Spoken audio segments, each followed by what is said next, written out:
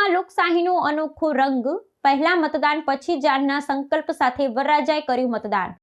દાહોદમાં યોજાઈ રહેલી સ્થાનિક સ્વરાજ્યની ચૂંટણીમાં મતદાન દરમિયાન લોકશાહી પ્રત્યેની નિષ્ઠા અને નાગરિક જાગૃતિનું એક અત્યંત પ્રેરણાદાયક દ્રશ્ય સામે આવ્યું છે।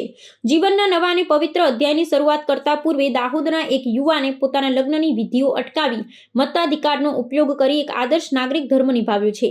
દાહોદ શહેરની સેન્ટ મેરી સ્કૂલ ખાતે ઊભા કરવામાં આવેલા મતદાન મથક પર પીઠી ચોળેલી હાલતમાં પહોંચેલા આ વરરાજાએ સ્થાનિક મતદારોને ચૂંટણી અધિકારીઓનું ધ્યાન આકર્ષિત કર્યું હતું।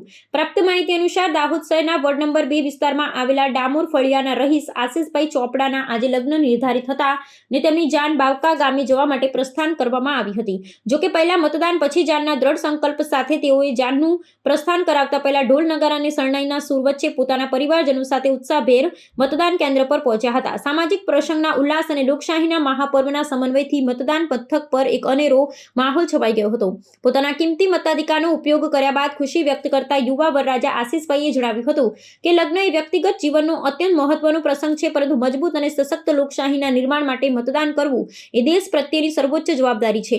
તેમણે અન્ય તમામ નાગરિકોને પણ પોતાના રોજિંદા કાર્યો અને સામાજિક વ્યસ્તતાઓ બાજુ પર રાખી અચૂક મતદાન કરવા માટે ભાવનાત્મક અપીલ કરી હતી।